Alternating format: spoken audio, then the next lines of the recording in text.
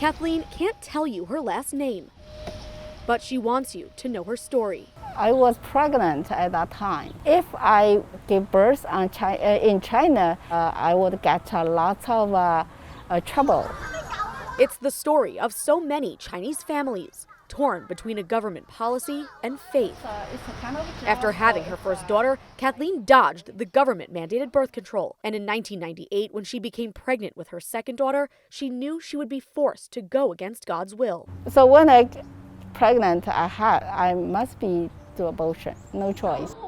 Years later, China is undergoing a major policy shift, one the government hopes will help grow its now declining population. For the first time in decades, married couples are allowed to have 3 children. In 1980, China's one-child policy went into effect, shortly before the country became home to more than 1 billion people. Of course, it is a major switch, but in reality, I think it does not make big change.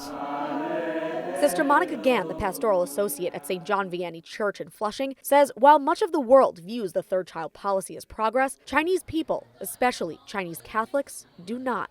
One-child policy and a 3-child policy, even a 10-child policy is the same thing. The government makes decision for you, and we know that the right of reproduction comes from God. Though the third-child policy is still impossible to live under for many Chinese Catholics, if it had been in place in 1998, Kathleen would be raising her family in China today. My family there, my parents there, of course we want to stay together, no choice. They believe it's another form of religious persecution rampant in the country. The limited family and the Christian persecution expose the same problem, no human rights. In Flushing, Jessica Easthope, Currents News.